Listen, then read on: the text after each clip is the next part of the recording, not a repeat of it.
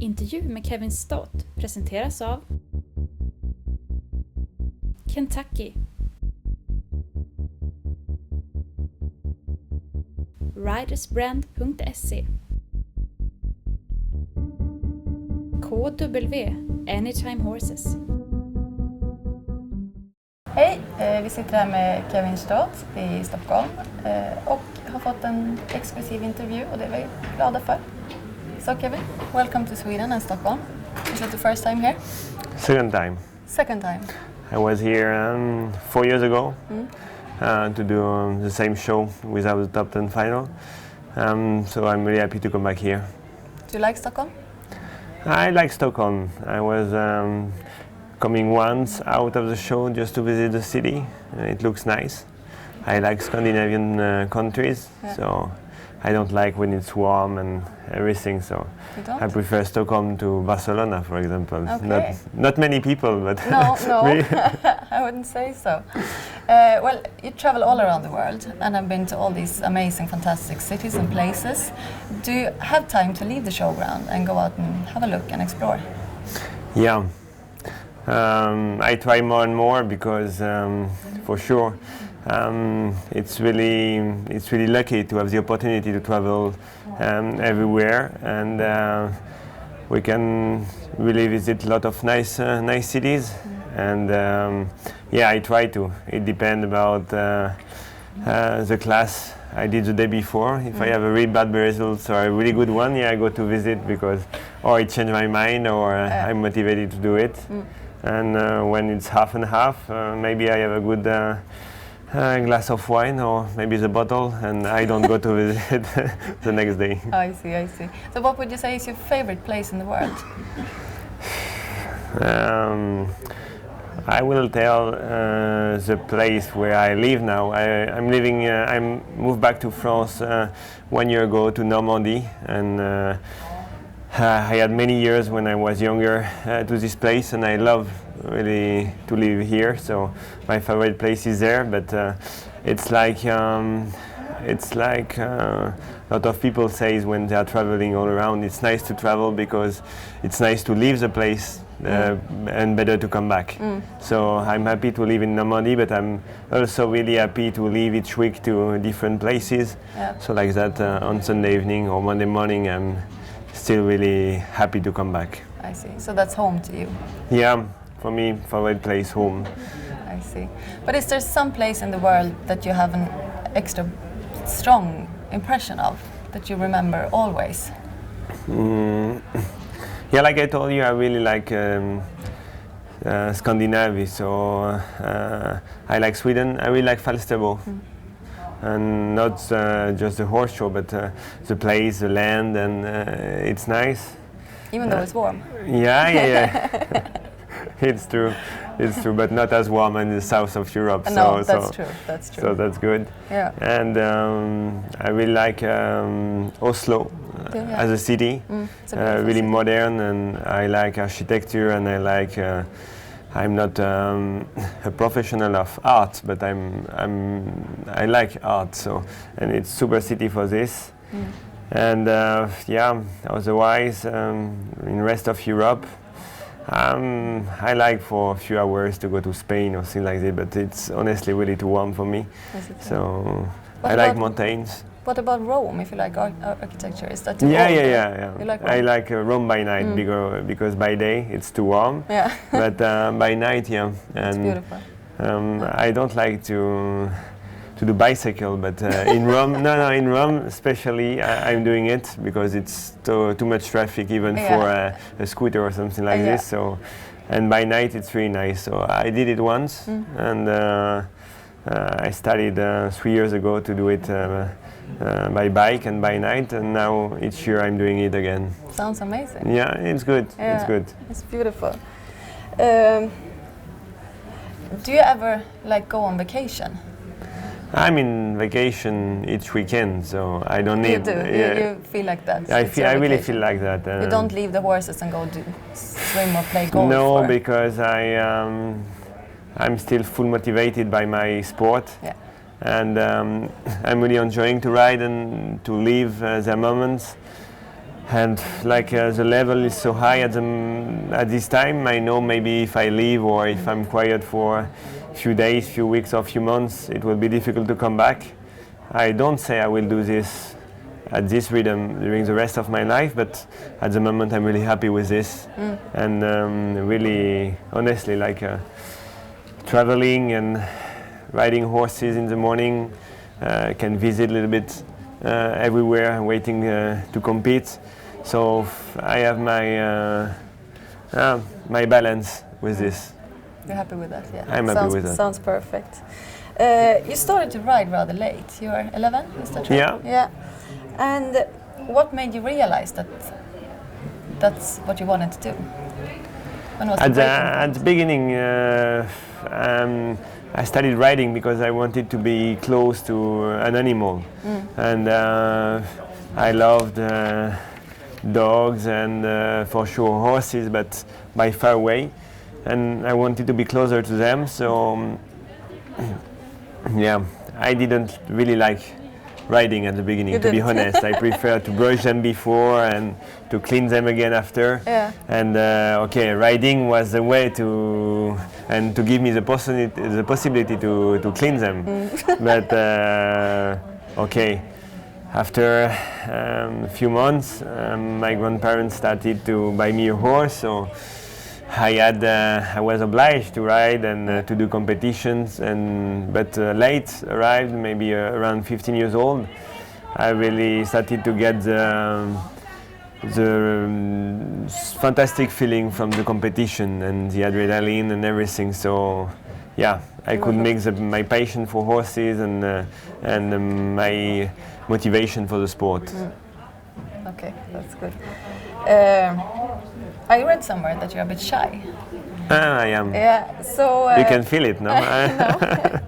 So how do you handle the success and all the attention that comes with the success? I'm doing like it's for someone else. I really feel myself when I'm riding, when I'm with my team, my grooms, and person around me, close to me, like friends. Okay, I have not so many friends. I don't know why, but family and people like this. Really, my close team. That I feel comfortable. But then I don't say that I'm an actor, but I feel like a different person when I have to do some interviews or like with in the middle of a lot of people that I don't know. I try to enjoy, but in a different way. I'm myself because I try to tell the truth, but I'm a different person because it's not really what I like. And I was really fighting a lot, and I'm still fighting for the people could like me for what I am and not for what I'm doing. So, and sometimes it's difficult because people are around you if you have success, and they are not here. Normal people, I say. Yeah. And they are not here when it's more difficult for you. I know. That's a problem. So maybe if I'm not doing a good top 10 tomorrow, you will not be there to interview me. So. So we did it before. Yeah. Yeah. But what would you say is your driving force? What makes you keep on fighting? Like? Yeah, I think my passion. Only thing, because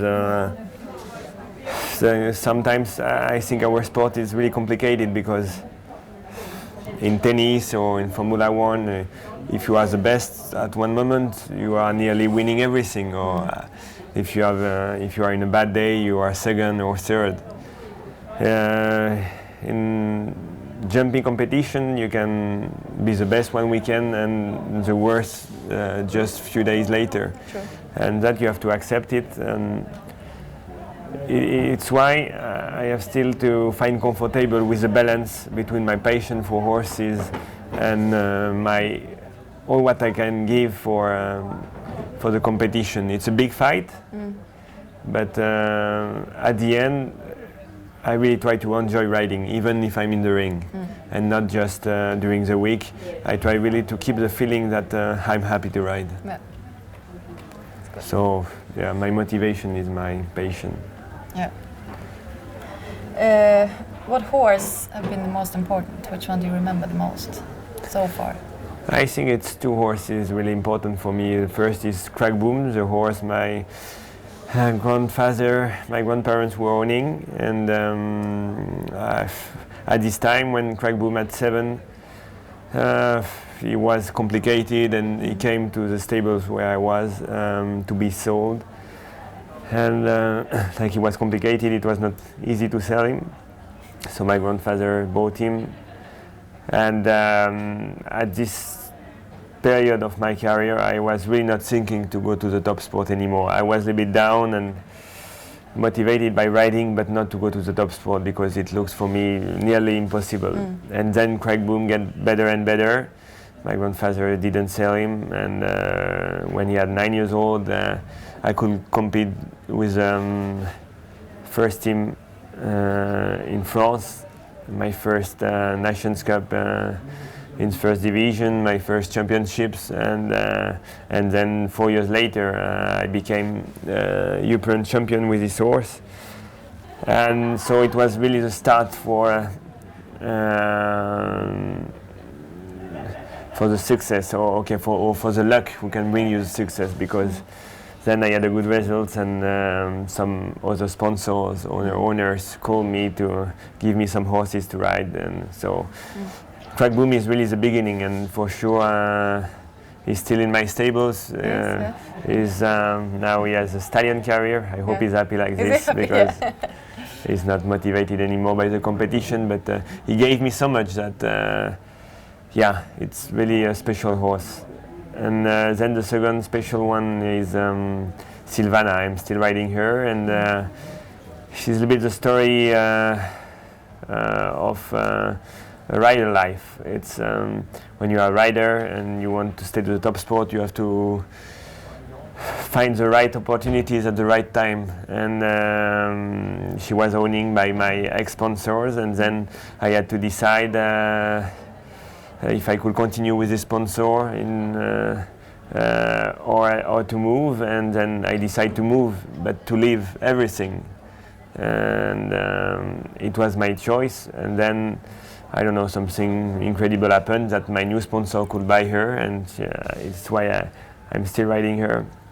But she was not the victim, but she was following the troubles we can have in a career. That at one point, if you want to stay at the same level, you have to decide to change completely your life. And I'm still in this view right now. But I know and I understand that many people, I have one of my best friends living in Belgium, is a top rider, really top rider. And he came to me once, and he had no job anymore, no riding, no possibility to ride. And when I was in Belgium and at the top, he asked me if I need some help. And I say, yeah, you can come to ride at home, but it was stupid because this guy is so good, he has not to ride just at home, but he could go to competition. But we built a really strong friend relationship, and then once he told me that many people are not jealous, but are crazy about what I'm doing, and it's so exciting to go to the top shows, to the top hotels, to live a dream. And he could see this from inside, and he told them for nothing he will change his life for my one, because he has a family, he can go back home each evening. Okay, he has no, it's linear, but he's happy with this, and for sure will never change for traveling and living home 4 days a week. And he has a wife, he has kids, and so I understand both, but at this time I'm really happy with this, and I don't know how long it will stay like this, but I try to continue a little bit. But if or when you have your own kids, is the life you're living now, is that the same life you wish for them?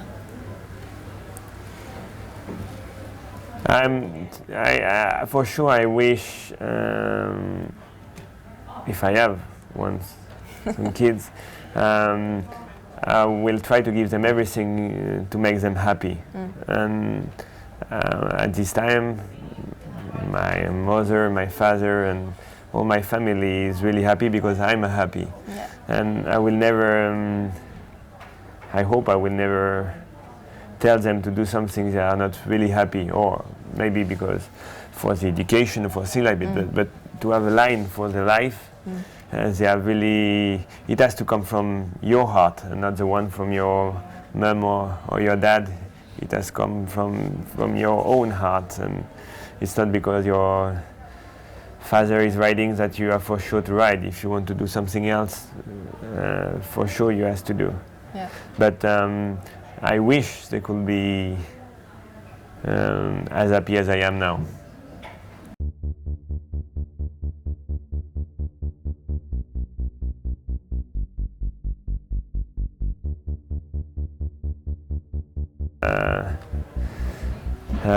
For my feeling, it was the best one I had, because I had to give everything for my team, and it was not,